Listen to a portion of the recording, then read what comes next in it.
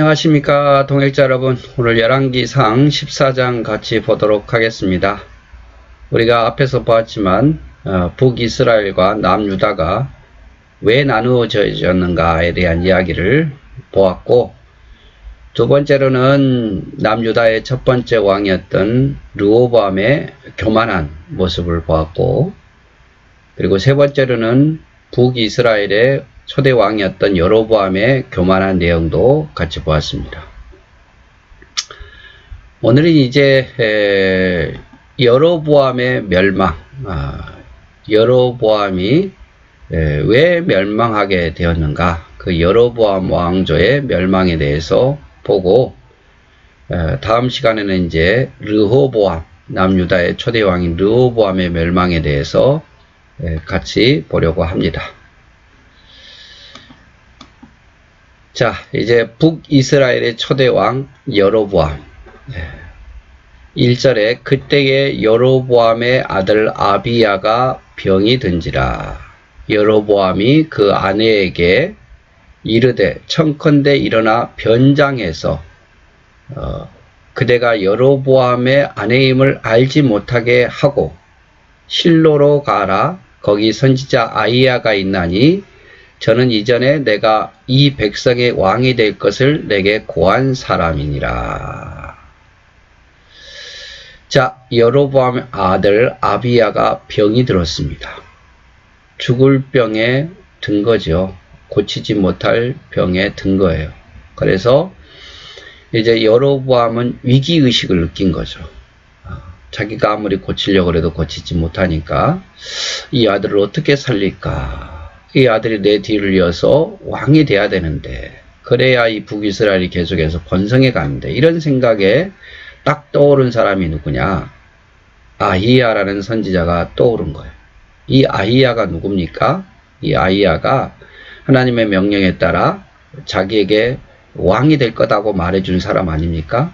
옷을 12조각 내어서 10조각을 자기에게 주면서 너를 하나님이 왕으로 지목했다. 너는 왕이 될 거다. 이렇게 이야기해줬고, 실제로 여로보암이 왕이 된 거예요. 근데 이제 잊고 살았고, 그 선지자를 잊고 살았고, 또 하나님 명령대로 살지 않았음에도 불구하고 이제 자기에게 위기가 닥치니까 누가 떠오르냐? 이 아히야 선지자가 떠오른 거예요. 그래서 자기가 직접 가지 않고 누구를 보냅니까? 자기 아내를 변장해서 보냅니다. 자기가 직접 찾아가기도 아마 두려웠을 것이고,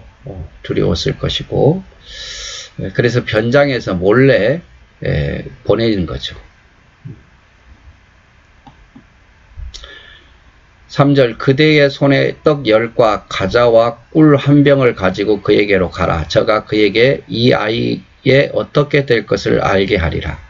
여로보암의 아내가 그대로 하여 일어나 실로로 가서 아히야의 집에 이르니 아히야는 나이로 인하여 눈이 어두워 보지 못하더라. 이 아히야가 눈이 어두워서 못 보는 거죠. 이 시간이 지나서 늙어서 눈이 침침해서 사람을 못 알아보는 거예요. 5절 여호와께서 아히야에게 이르시되 여로보암의 아내가 그 아들이 병들음을 인하여 내게 물으러 오나니 너는 이리이리 대답하라. 저가 들어올 때에 다른 사람인 채 함이니라. 저가 문으로 들어올 때에 아히야가 그 발소리를 듣고 말하되 여로보암의 처여 들어오라. 내가 어찌하여 다른 사람인 채 하느뇨. 내가 명령을 받아 흉한 일로 내게 고하리라. 자, 하나님께서 보지 못하는 아히야에게 누가 올 거다고 미리 말씀해 주신 거예요. 그래서 아히야가 여인의 들어오는 그 어떤 누군지를 모르겠지만 들어오는 걸 보고 신비하게 이야기를 하니까 깜짝 놀랐겠죠. 여로보암의 아내가. 7절 가서 여로보암에게 고하라. 이스라엘 하나님 여호와의 말씀이 내가 너를 백성 중에서 들어 내 백성 이스라엘 주권자가 되게 하고 나라를 다윗의 집에서 찢어 너에게 주었거늘 너는 내 종 다윗이 나의 명령을 지켜 전심으로 나를 쫓으며 나 보기에 정직한 일만 행하였음과 같지 아니하고 너의 이전의 사람들보다 악을 행하여 가서 너를 위하여 다른 신을 만들며 우상을 부어 만들어 나의 노를 경빨하고 나를 내 등 뒤에서 버렸도다. 그래서 하나님이 이제 강조하는 거죠. 예, 내가 너를 주권자 만들었다. 내가 너를 세웠다. 내가 너에게 은혜를 베풀었는데, 내가 찢어서 너에게 왕을 삼았는데, 너는 정직하게 행하지 않을 뿐만 아니라 어떤 사람보다 더 악을 행했다. 우상을 만들고 나를 격발했다. 나를 버렸다. 이렇게 표현하고 있습니다.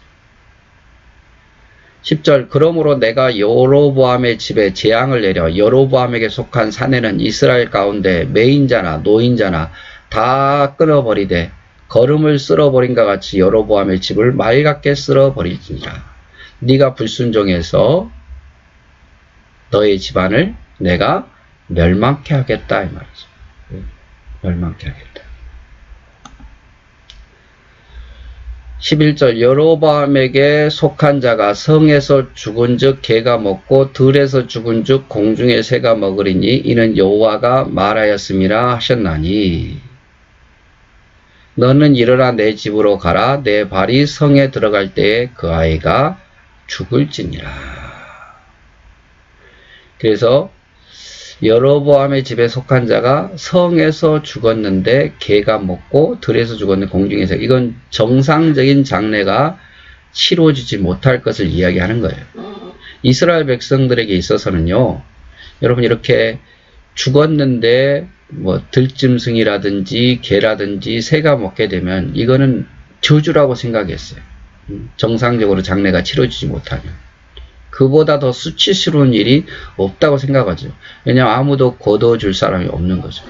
여러분 인생 마지막 죽을 때에 아무도 나를 장례 치러줄 사람이 없다. 그것처럼 비참한 게 어디 있습니까? 물론 죽으면 끝나는 것이긴 하지만 여러분 길거리에서 죽었는데 무용고자 되면 얼마나 여러분 인생이 마지막 비참합니까? 그와 마찬가지로 이제 이 여로보암의 끝이 그럴 거다 이 말이죠. 그 자자손손 계속 이어지지 못하고 멸망하게 될 거다 이 말이죠. 그래서 결국엔 이 아이는 여로보암의 죄 때문에 죽은 거다. 이 아이가 잘못해서기보다는 여로보암이 잘못 범죄로 인해서 죽게 될 거다. 이렇게 이야기를 합니다. 온 이스라엘이 저를 위하여 슬퍼하며 장사하려니와 여로보암에게 속한 자는 오직 이 아이만 묘실에 들어가리니 이는 여로보암 집 가운데 저가 이스라엘 하나님 여호와를 향하여 선한 뜻을 품었음이라. 이 아이는 그래도 정상적으로 죽고 정상적으로 묘실에 들어가겠지만 그 다음부터는 그러지 못할 거다 이 말이죠. 네, 여기 저가 이스라엘 하나님 여호와를 향하여 선한 뜻을 품었습니다. 이 아이가 선한 뜻을 품을 때 몇 살인지는 모르겠지만 뭐 청년일 수도 있고요. 근데 이 아이는 그래도 하나님 뜻 안에서 살 것인데 너의 범죄로 인해서 이 아이는 뜻을 펼치지 못하고 죽게 될 거다 이 말이죠. 14절 여호와께서 이스라엘에 위에 한 왕을 일으키신즉 저가 그날의 여로보암 집을 끊어버리리라. 어느 때냐 곧 이제라. 이제 너의 집을 한 왕이 또 다른 반역자가 이스라엘 가운데 일어나서 너의 왕조를 너의 후손들을 다 죽일 거다. 언제? 곧 일어난다. 곧. 15절 여호와께서 이스라엘을 쳐서 물에서 흔들리는 갈대같이 되게 하시고 이스라엘을 그 열조에게 주신 이 좋은 땅에서 뽑아 저희를 하수 밖으로 흩으시리니 저희가 아세라 목상을 만들어 여호와를 진노케 하였습니다. 그래서 이 북이스라엘을 흔들리는 갈대처럼 땅에서 뽑아서 하수에 던져주는 것처럼 버림받게 될 것이다. 왜? 너희가 우상을 섬겼기 때문이다 라고 말합니다. 우상을 섬겼기 때문이다. 16절 여호와께서 여로보암의 죄로 인하여 이스라엘을 버리시니 이는 저도 범죄하고 이스라엘로 범죄케 하였습니다. 자기도 범죄하고 이스라엘도 범죄케 돼. 왕이 범죄케 했잖아요. 왕이 이스라엘 백성들을 꼬셔서 단과 베델에서 우상을 섬기게 만들고 절기를 바꾸고 아무나 제사장을 섬기고 백성들은 무지한 백성들은 또 따라했단 말이에요. 여로보암의 처가 일어나 디르사로 돌아가서 집 문지방에 이를 때에 아이가 죽은지라. 돌아올 때 죽었다 이 말이죠. 온 이스라엘이 저를 장사하고 저를 위하여 슬퍼하니 여호와께서 그 종 선지자 아히야로 하신 말씀과 같이 되었더라. 여로보암의 그 남은 행적 곧 저가 어떻게 싸운 것과 어떻게 다스린 것은 이스라엘 왕 역대지락에 기록되니라. 여로보암 왕이 된 지 22년이라 저가 그 열조와 함께 잠에 그 아들 나답이 대신하여 왕이 되었더라. 아비야는 죽고 여로보암의 아들 나답이 왕이 된 거죠. 여로보암 한 20년을 통치했거든요.